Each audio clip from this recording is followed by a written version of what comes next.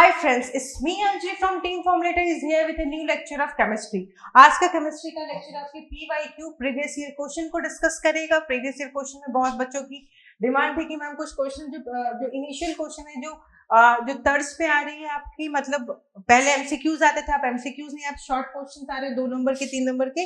जो first question आपका 2 number का क्वेश्चन है, 7 क्वेश्चन है, उसमें एनी 7 आपको अटेम्प्ट करने हैं। तो मैं एनी 7 उसमें से बता दूंगी, कोशिश करूंगी कि 7 से 8 क्वेश्चन बता दूं ताकि आपको समझ में आए कि आंसर्स कैसे करने हैं उसका। ठीक है, तो यहाँ पे पहले एक बात समझिए, जो भी क्वेश्चन यहाँ पे डिस्कस किया जा रहा है इसका मतलब ये नहीं होता है कि वही के वही क्वेश्चन उठ करके आने वाला है, बिल्कुल भी नहीं। ठीक है, तो वो क्वेश्चंस अलग हो सकते हैं, क्वेश्चन अलग आएंगे, लेकिन पैटर्न यही है। कुछ बच्चों को लगता है प्रीवियस ईयर रट करके चले जाएंगे तो पेपर निकल जाएगा। No, it's not so. ठीक है, प्रीवियस ईयर सिर्फ रट लोगे तो एग्जाम नहीं निकलता है, लेकिन पैटर्न पता चलने के लिए प्रीवियस ईयर पता चलना चाहिए। ठीक है, तो क्वेश्चन नंबर 1, सबसे पहले क्वेश्चन नंबर 1 में देखेंगे। जो फर्स्ट क्वेश्चन है, शेप क्या होगा NF3, BF3 और ClF3 का। ठीक है, शेप क्या होगा NF3, BF3 और ClF3 का शेप क्या होगा, ये क्वेश्चन है। तो सबसे पहले आप समझिए कि कैसे इसको क्वेश्चन को हम लोग अटेम्प्ट करेंगे।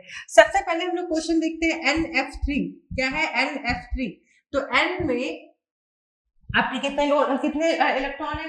Hydrogen, helium, lithium, beryllium, boron, carbon, nitrogen, 7 electrons हैं। ठीक है, तो 1s2 इसमें क्या होगा इसका 1s2 2s2 2p3, 5 इलेक्ट्रॉन्स है इसके। ठीक है, तो 5 इलेक्ट्रॉन्स है, तो यहाँ पे क्या होगा 1 2 3 4 5, 1 2 3 4 5। ठीक है, अब इसमें है क्या F3, तो F3 3 के साथ पेयर होगा 1 2 3। ठीक है, यहाँ पे तक क्लियर हो गया, यहाँ तक किसी को कोई प्रॉब्लम नहीं है।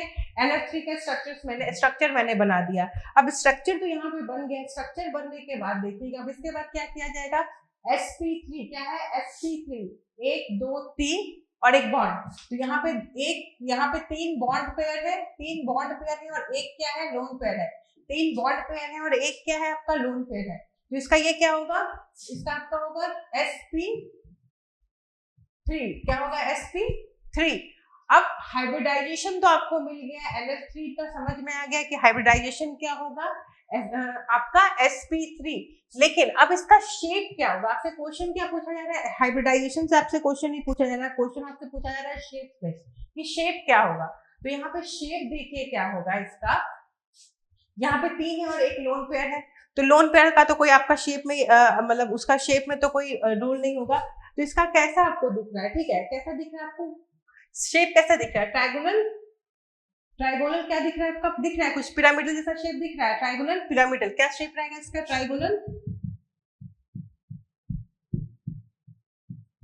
पिरामिडल। कैसा शेप है इसका, ट्राइगोनल पिरामिडल। अब यहाँ से समझने की बात क्या है, क्वेश्चन पूछा जा सकता है 2 तरीके से। पहला क्वेश्चन पूछा जा सकता है कि हाइब्रिडाइजेशन क्या है, पहला क्वेश्चन पूछा जाएगा कि हाइब्रिडाइजेशन क्या है। दूसरा क्वेश्चन पूछा जा सकता है कि शेप क्या है, स्ट्रक्चर क्या है। ठीक है, तो आपका शेप ट्राइगोनल बाइपिरामिडल, आपका स्ट्रक्चर कैसा है, सिमिलर हाइब्रिडाइजेशन क्या है sp3 है, हाइब्रिडाइजेशन क्या sp3 NF3। अब नेक्स्ट है BF3, नेक्स्ट क्या है BF3, नेक्स्ट क्या है BF3। तो BF3 में बोरोन पाइए, तो boron hydrogen, helium, lithium, beryllium, boron, 5 electron है। इसका हाइब्रिडाइजेशन ये क्या होगा, electronic configuration 1s2 2s2 2p1 2p1। Last में कितने इलेक्ट्रॉन्स बच रहे हैं, 3 इलेक्ट्रॉन्स बच रहे हैं। तो क्या होगा B के पास 3 इलेक्ट्रॉन्स हैं। कितने इलेक्ट्रॉन है, 3 इलेक्ट्रॉन है। तो ये क्या बनाएगा, एक F, दूसरा F, तीसरा F, BF3 बन गया। यहाँ से अब इसका हाइब्रिडाइजेशन क्या होगा sp2, इसका हाइब्रिडाइजेशन क्या होगा sp2, 1 2 3 sp2। शेप क्या होगा ये बताइए, शेप क्या होगा इसका, ट्राइगोनल प्लानर। इसका शेप क्या हो जाएगा, ट्राइगोनल प्लानर, ट्राइगोनल प्लानर। एक क्वेश्चन यहाँ पे जवाब दीजिए कि बोरोन में इलेक्ट्रॉन्स कितने थे, लास्ट वाले में 1 2 3। ठीक है, 3 इलेक्ट्रॉन थे, 3 इलेक्ट्रॉन इसने F से लिया। ठीक है, 3 इलेक्ट्रॉन इसने F से लिया, टोटल कितने इलेक्ट्रॉन होंगे, 6 इलेक्ट्रॉन। नाइट्रोजन में ऊपर देखिए, इसके पास 5 इलेक्ट्रॉन थे, 3 इलेक्ट्रॉन इसने फ्लोरीन से लिए, शेयर किए, हो गया 8 इलेक्ट्रॉन। इसका हो गया ऑक्टेट पूरा, इसका हो गया ऑक्टेट कंप्लीट, इसका हो गया ऑक्टेट कंप्लीट। ये हो गया आपका स्टेबल, ये हो गया आपका स्टेबल। लेकिन क्या यहाँ पे ऑक्टेट पूरा हुआ है? क्या यहाँ पे ऑक्टेट पूरा हुआ है? नहीं। BF3 जो है, BF3 में क्या होगा? Trigonal planner. BF3 में क्या होगा? Trigonal planner. अब यहाँ पे इसके पास 3 इलेक्ट्रॉन थे, आउटर मोस्ट में 3 इलेक्ट्रॉन इससे लिए, टोटल इलेक्ट्रॉन कितने हुए? 6। तो ये कैसा टाइप का कंपाउंड हो गया? इलेक्ट्रॉन डिफिशिएंट कंपाउंड हो गया, इलेक्ट्रॉन डिफिशिएंट कंपाउंड हो गया, इलेक्ट्रॉन डिफिशिएंट कंपाउंड हो गया। ये क्वेश्चन आपसे इस टाइप से भी पूछ सकता है कि 4 एग्जांपल, 4 आपको ऑप्शन दे देगा, पूछेगा इनमें से कौन जो है वो इलेक्ट्रॉन डिफिशिएंट है या कौन ऐसा है जिसके पास इलेक्ट्रॉन ज्यादा है। तो यहाँ पे कैसा है? Electron deficient. ये कंपाउंड कैसा? इलेक्ट्रॉन डिफिशिएंट, क्योंकि 3 इलेक्ट्रॉन उसके पास थे, 3 इसने फ्लोरीन से शेयर किया है, तो टोटल हो गया 6। ऑक्टेट का पूरा होता है 8 में, ठीक है। तो इसके पास 8 तो पूरे नहीं हुए, तो ये क्या हो गया? इलेक्ट्रॉन डिफिशिएंट हो गया। क्या हो गया? इलेक्ट्रॉन डिफिशिएंट हो गया। नेक्स्ट आपका क्या है? नेक्स्ट आपका है ClF3। नेक्स्ट आपका है ClF3, क्लोरीन। क्लोरीन कौन से ग्रुप में है? आपका 17 ग्रुप में है। आउटर मोस्ट इलेक्ट्रॉन कितने होंगे? आउटर मोस्ट इलेक्ट्रॉन होंगे 7। 1 2 3 4 5 6 7। आउटर मोस्ट कितने इलेक्ट्रॉन होंगे? 7। 1s2 2s2 2p 6 3s2 3p 5। यही है ना? 2 10 17, ठीक है। Hydrogen, helium, lithium, beryllium, boron, carbon, nitrogen, oxygen, fluorine, neon, sodium, magnesium, chlorine. कितना है? क्लोरीन, ठीक है। अब यहाँ पे आप देखो कि यहाँ पे फंक्शन क्या हो रहा है। इसमें 7 इलेक्ट्रॉन्स इसमें है आपके पूरे के पूरे, ठीक है। 7 इलेक्ट्रॉन्स है आपके, तो 7 इलेक्ट्रॉन्स जो है तो आप उसको अरेंज कर रहे हो। यहाँ पे कितना है? F3। अब ये कितने के साथ? F3 है, तो F3 मतलब एक इलेक्ट्रॉन इससे शेयर हुआ, एक इलेक्ट्रॉन इससे, एक इलेक्ट्रॉन इससे, ठीक है। तो 3 तो बन गया। अब इसमें कितने बॉन्ड पेयर हो गए आपके? 1 bond pair, 2 bond pair, 3 bond pair. अब पूछोगे बॉन्ड पेयर क्या होता है मैम? अगर किसी बेवकूफ के दिमाग में ये क्वेश्चन भी आ रहा है तो ये भी बता देती हूँ। बॉन्ड पेयर मतलब वो जो शेयरिंग है, ये क्लोरीन के पास 1 इलेक्ट्रॉन था, अब फ्लोरीन के पास भी 1 इलेक्ट्रॉन था जिसको चाहिए था ऑक्टेट पूरा करने के लिए, तो ये क्या बना दिया? एक पेयर हो गया। कैसा पेयर हो गया? जो बॉन्ड बना रहा है, तो बॉन्ड पेयर हो गया, ठीक है। तो बॉन्ड पेयर आपका यहाँ पे कंप्लीट हो जाता है। तो यहाँ पे कितने बॉन्ड पेयर है? 3 बॉन्ड पेयर है, ठीक है। और यहाँ पे कितने लोन पेयर है? 1 और 2, 2 लोन पेयर है, ठीक है। 3 बॉन्ड पेयर, 2 लोन पेयर। तो अब 3 बॉन्ड पेयर, 2 लोन पेयर होने पर इसका हाइब्रिडाइजेशन कितना हो गया? sp3d। इसका हाइब्रिडाइजेशन कितना हो गया? sp3d। इसका हाइब्रिडाइजेशन हो गया sp3d। अब यहाँ पे देखिए, जैसे ये इलेक्ट्रॉन डिफिशिएंट था, इसके पास आउटर मोस्ट में कितने इलेक्ट्रॉन थे? बस 3 और 3 6 इलेक्ट्रॉन। लेकिन यहाँ पे देखिए, इसके आउटर मोस्ट में, क्लोरीन में तो पहले से 7 इलेक्ट्रॉन आउटर मोस्ट में थे। आउटर मोस्ट में कितने थे? 7 इलेक्ट्रॉन थे। लेकिन इसमें फ्लोरीन और इसको कितना इलेक्ट्रॉन दे दिया? 3 इलेक्ट्रॉन और दे दिया। तो 7 पहले से थे, 3 हो गया, और कितने हो गए? 10 इलेक्ट्रॉन हो गए। कितने हो गए? 10 हो गए। ऑक्टेट पूरा करने के लिए कितना चाहिए हमें? 8 इलेक्ट्रॉन चाहिए। तो इलेक्ट्रॉन डिफिशिएंट हो गया कि इलेक्ट्रॉन रिच हो गया? ये इलेक्ट्रॉन रिच हो गया। ये कैसा हो गया? इलेक्ट्रॉन रिच हो गया। ये कैसा हो गया? इलेक्ट्रॉन रिच हो गया, ठीक है। अब यहाँ पे देखिए, अब ये क्वेश्चंस तो आपको हो गया, हाइब्रिडाइजेशन समझ में आ गया, आपको कॉन्फ़िगरेशन समझ में आ गया कि, लेकिन मेन चीज क्या समझनी है, क्या आंसर करना है, शेप क्या होगा। तो इसका शेप क्या होगा? देखिए, इसका शेप कुछ ऐसा होगा।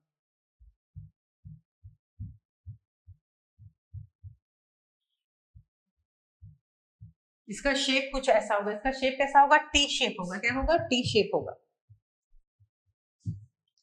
ठीक है। तो आपके पास तीन आपके ये थे, 3 आपका जो क्वेश्चन था, 3 आपके कंपाउंड दिए थे, NF3, BF3 और ClF3।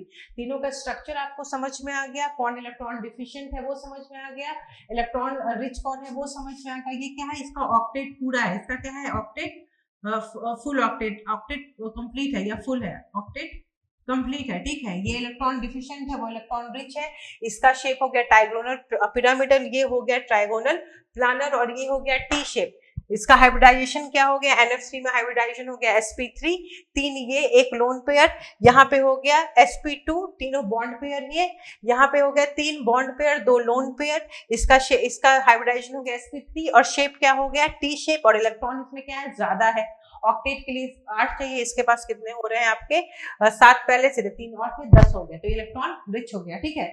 ये क्वेश्चन नंबर फर्स्ट का फर्स्ट डील किया गया है आपका, जो बेसिक चीजें हैं, ठीक है। अब नेक्स्ट आपको देखी जाती है, नेक्स्ट क्वेश्चन जो क्वेश्चन नंबर बी है उसको डील किया जाएगा, ठीक है। अब यहाँ पे देखिए, बोला जा रहा है कि कितने कंपाउंड्स जो है इसमें, मतलब कितने कार्बन का क्या क्या हाइब्रिडाइजेशन है, ठीक है।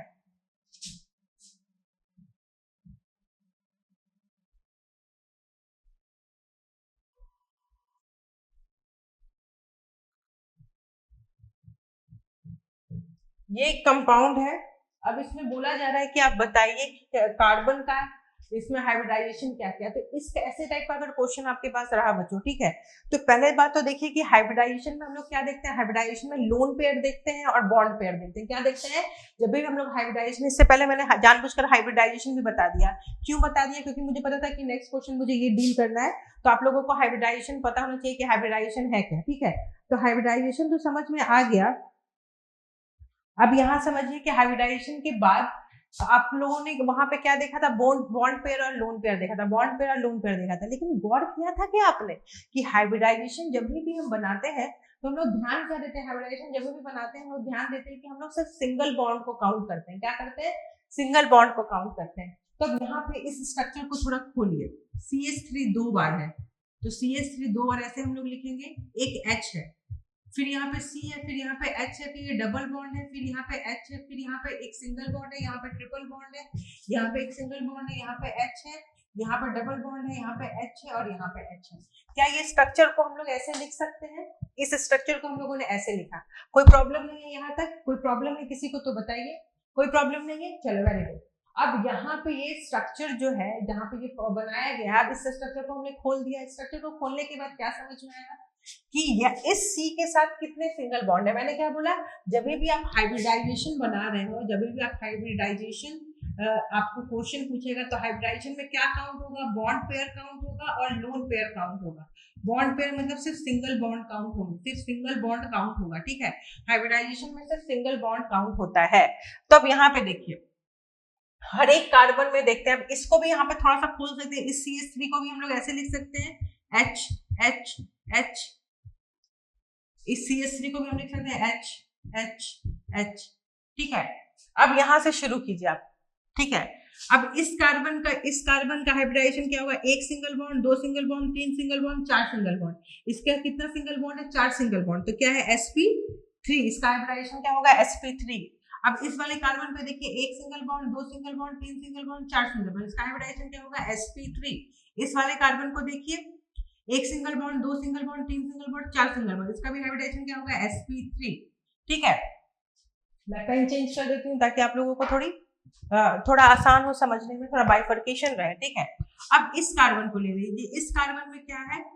एक सिंगल बॉन्ड है, इससे इस एक सिंगल बॉन्ड यहाँ है, यहाँ एक सिंगल बॉन्ड है, यहाँ एक सिंगल बॉन्ड है। ये तो डबल बॉन्ड है, इसको तो हम लोग काउंट नहीं करेंगे। मैंने क्या बताया, हाइब्रिडाइजेशन में लोन पेयर काउंट होगा, बॉन्ड पेयर कौन सा? सिर्फ सिंगल बॉन्ड काउंट होगा। तो यहाँ पे दो बॉन्ड है, डबल बॉन्ड है, तो कितना बॉन्ड हम काउंट करेंगे? सिर्फ एक बॉन्ड काउंट करेंगे। तो एक बॉन्ड यहाँ, एक बॉन्ड यहाँ, एक बॉन्ड यहाँ, इसको तो काउंट नहीं करना। तो टोटल कितने बॉन्ड हो गए? तीन बॉन्ड। तीन बॉन्ड मतलब sp2। टोटल कितने हो गए? sp2। तीन बॉन्ड हो गया sp2। यहाँ पे कितने बॉन्ड थे? चार। तो sp3, S1 और P3 तो हो गया चार। यहाँ पे भी चार। अब यहाँ पे देखिए, इस कार्बन पे देखिए, इस कार्बन में भी एक, यहाँ से एक सिंगल बॉन्ड से इस कार्बन से जुटा हुआ है, एक S से जुटा हुआ है, दो, और एक तीसरा ये है, ठीक है। तीसरा ये, तो इसका भी क्या हो गया? sp2, तीन बॉन्ड। अब इस कार्बन पे आएगी, इस कार्बन पे क्या हो जाएगा? एक सिंगल बॉन्ड ये है, एक सिंगल बॉन्ड ये है, sp। ये तो बाकी तो दोनों डबल बॉन्ड है, इसको तो हम लोग काउंट करेंगे नहीं। इस कार्बन में भी देखिए वही स्थिति है, एक इधर से जुटा हुआ है, एक सिंगल बॉन्ड पे, तो एक बॉन्ड हुआ, और एक इधर से जुटा हुआ है, तो दो होगा। ये दो तो हमको काउंट नहीं करना है, क्योंकि हाइब्रिडाइजेशन में हमेशा सिर्फ सिंगल बॉन्ड काउंट करते हैं। यहाँ पे ट्रिपल बॉन्ड है, तो ट्रिपल बॉन्ड में कितना बॉन्ड काउंट होगा? एक बॉन्ड काउंट होगा। तो यहाँ पे होगा हाइब्रिडाइजेशन sp। फिर यहाँ पे हाइब्रिडाइजेशन क्या होगा? sp2, एक, दो, तीन। फिर यहाँ पे क्या हो जाएगा? Simple sp2। किसी को कोई प्रॉब्लम? फिर से मैं समझा देती हूँ। इस पहले ऐसा स्ट्रक्चर अगर दिया रहे तो पहले तो स्ट्रक्चर को खोल लीजिए थोड़ा सा, ठीक है। खोल करके थोड़ा सा समझिए कितने बॉन्ड से हाइब्रिडाइजेशन कैसे काउंट होगा। हाइब्रिडाइजेशन काउंट करने का सबसे अच्छा तरीका यही है हाइब्रिडाइजेशन बनाने का, कि कितने बॉन्ड पेयर है, कितने लोन पेयर है। यहाँ पे लोन पेयर तो कोई है नहीं, कार्बन में चार इलेक्ट्रॉन्स होते हैं, आउटर मोस्ट शेल में चार इलेक्ट्रॉन्स को चारों इलेक्ट्रॉन्स इसमें यूज किए गए हैं, लेकिन सिर्फ हमेशा याद रखिएगा कि हाइब्रिडाइजेशन ऐसा जो होता है उसमें सिर्फ काउंट क्या होता है, उसमें सिर्फ सिंगल बॉन्ड काउंट होता है, उसमें क्या होता है, सिंगल बॉन्ड काउंट होते हैं। तो यहाँ पे ये आपका स्ट्रक्चर हो गया sp3, इस कार्बन का sp3 हाइब्रिडाइजेशन, इसका sp3, इसका sp2, इसका sp2, इसका sp, क्योंकि ये ट्रिपल बॉन्ड है तो सिर्फ इसका एक बॉन्ड काउंट होगा और एक बॉन्ड इधर बनाया हुआ तो दो बॉन्ड, इस कार्बन के लिए भी ये ट्रिपल बॉन्ड बनाया हुआ तो इसका एक बॉन्ड काउंट होगा, इसका एक बॉन्ड काउंट होगा, ये sp हो जाएगा। ठीक है, तो यहाँ पे आपका कंप्लीट हो गया क्वेश्चन नंबर फर्स्ट का सेकंड, क्वेश्चन नंबर फर्स्ट का सेकंड क्वेश्चन। ठीक है, अब नेक्स्ट क्वेश्चन है arrange the molecular species in increasing order of stability. ठीक है, N2 N2 plus N2 minus, ये इसको स्टेबिलिटी, इसको in order of increasing stability में इसको अरेंज करना है।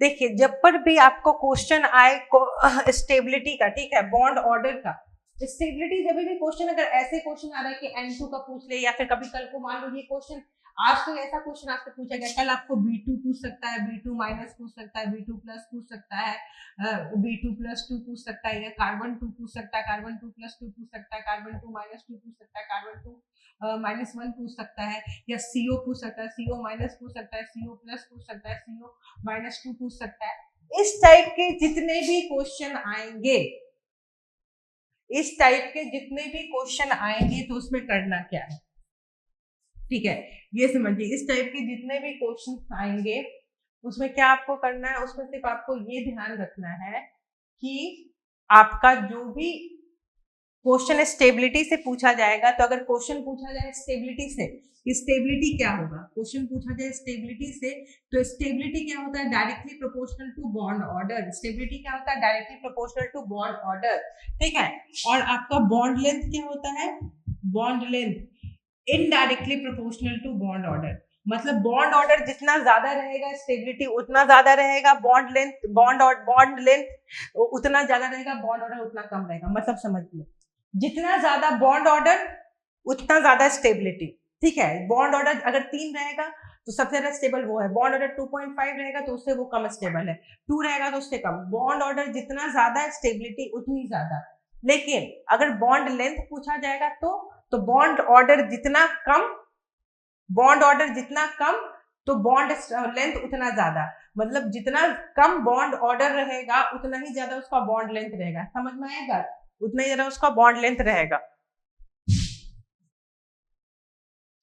ठीक है, तो यहाँ पे आप सिंपल सी बात समझिए कि यहाँ पे आपको देखना क्या है, बॉन्ड ऑर्डर देखना है। तो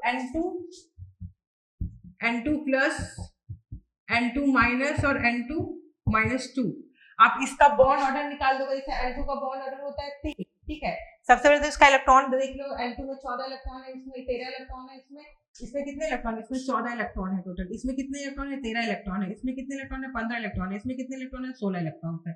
अब इसका बॉन्ड ऑर्डर निकालो। इसका बॉन्ड ऑर्डर निकालोगे तो आपका क्या हो जाएगा कि इसका आपका 2 बॉन्ड ऑर्डर आएगा, इसका 2.5 आएगा, इसका 2.5 आएगा। ठीक है, इसका 2.5, इसका 2.0 आएगा। अब यहाँ पे फिर प्रॉब्लम हो गई। अब बोलोगे मैम अब क्या किया जाए भाई, यहाँ पे तो 3 और 2 तो क्लियर है कि सबसे ज्यादा स्टेबल क्या है, सबसे ज्यादा स्टेबल है आपका N2 और सबसे कम स्टेबल है N2 माइनस 2। ठीक है, अब यहाँ पे क्या किया जाए मैम, अब अगर आप लोगों को ये समझ में नहीं आ रहा कि बॉन्ड ऑर्डर कैसे निकला तो बहुत गलत बात है, क्योंकि बॉन्ड ऑर्डर बहुत बार पढ़ाया जा चुका है, बॉन्ड ऑर्डर कैसे निकालना है ये भी बताया जा चुका है। तो bond order please please please bond order अच्छे से पढ़ के जाइए, क्योंकि मॉलिक्यूलर ऑर्बिटल थ्योरी जो है एक क्वेश्चन 7 नंबर का आना कंफर्म है। वहां से पूरा का पूरा मॉलिक्यूलर ऑर्बिटल थ्योरी से कम आपका 7 से 10 नंबर का क्वेश्चन हमेशा उठेगा। 3 क्रेडिट है, आप समझिए, वो 10 जो नंबर है वो आपके 30 नंबर के बराबर है हर एक पेपर के, 3 साढ़े 3 क्रेडिट का। तो ये बहुत इंपॉर्टेंट टॉपिक है, तो प्लीज प्लीज ये रिक्वेस्ट है, ये आपको सजेशन है, जो समझना है आप समझिए, लेकिन बॉन्ड ऑर्डर कंप्लीट करके जाइए। बॉन्ड ऑर्डर निकालना आना चाहिए। जैसे मैंने अचानक से बॉन्ड ऑर्डर निकाल दिया ना, क्योंकि मुझे तो ये सारी चीजें याद हो रखी है, बीपीएससी से लेकर के यूपीएससी हर कोई बॉन्ड ऑर्डर पे क्वेश्चन पूछ रहा है भाई।